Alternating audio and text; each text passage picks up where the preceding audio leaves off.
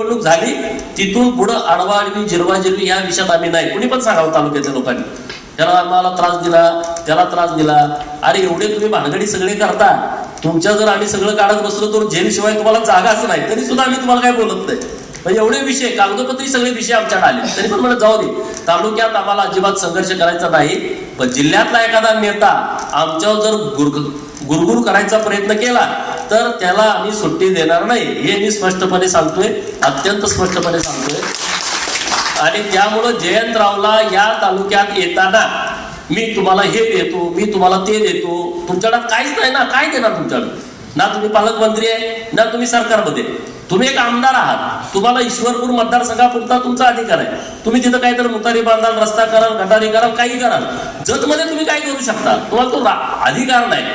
आता जयंतरावची जर अत्यंत चांगली भावना जत तालुक्याच्या बाबत असेल तर माझं एकच मागणं आहे, तो म्हणतोय तसं साखर कारखाना आपल्याला तेवढा तुम्ही द्या, आम्ही तुमचं स्वागत करू.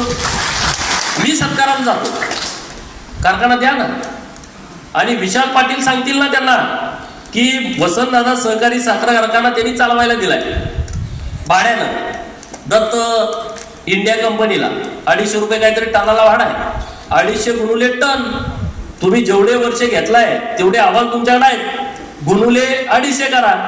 40 कोटीतनं काय जर उरले मी पैसे देतो त्यांना, 40 कोटीतनं जर काय देणं त्यांना पडलं मी देतो, त्याच्यापेक्षा जास्त झालं तुम्ही कारखाना देऊन ते पैसे परत द्या. साधं गणित आहे, यामध्ये काहीच नाही, अन्याय नाही, काय नाही. तुम्हाला जर न्याय द्यायचा असेल तालुक्याला तर आमच्या सभासदांचा कारखाना आम्हाला द्या, जरी नाही दिला तर हिसकावून घेण्याची तयारी जत तालुक्यातल्या सभासदांनी ठेवली आहे. घ्यायचं नाही हिसकावून. आता ते मी म्हणलं धुराड पेटलं, तुम्हाला धुराड पेटलं. आता त्यांना डाव काय करायचा होता, मी जर कारखाना बंद पाडला इकडे लोकांना जाऊ, तुमचा ऊस आता जात नाही, बंद पाडले म्हणजे इकडे लोकांना खोटं सांगायचं, चुकीचं. आणि त्यामुळं आम्ही आता एक मोर्चा काढायचा विचार करतोय कारखान्याच्या बद्दल. येत्या 8 दिवसामध्ये एक भव्य दिव्य मोर्चा, तुम्ही सगळ्यांनी बायका पोरासहित आलं पाहिजे. लाज वाटली पाहिजे जयंतरावला, अरे आपण गरीबाचा कारखाना डाकलाय तो परत दिला पाहिजे, अशी भावना तयार झाली पाहिजे. त्यासाठी सगळ्या घरातल्या बाय बापड्या पोरांसहित सगळ्यांनी रस्त्यावरती उतरायचं. हा गट तट पक्ष पार्टीचा अजिबात विषय नाही, हा आपल्या तालुक्याच्या अस्मितेचा विषय आहे. अरे राजे विजयशे डपळे यांचं नाव लागलं तुम्ही काढून टाकता. राजे विजयशे डपळेचं योगदान तालुक्यासाठी आहे की नाही?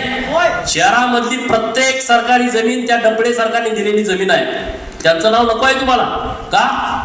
कशासाठी? त्यांनी मेहनत घेतली नाही कारखान्यासाठी, उगाच त्यांचं नाव दिलेलं नाही त्या कारखान्यासाठी. तेव्हाच्या लोकांनी काहीतरी त्यांचं योगदान असेल, त्यांनी काम केलं असेल, त्यांनी पैसे लावले असतील, त्यांनी वेळ दिला असेल, त्यांनी मेहनत घेतली असेल. तुम्हाला ते नाव नको आहे. पण एक दिवस त्या कारखान्यावरती राजे विजयशे डपळे सहकारी साखर कारखाना लिमिटेड तिप्पेहाळी तालुका जत हे लावल्याशिवाय आपल्याला गप्प बसायचं नाही, ही आपल्या सगळ्यांची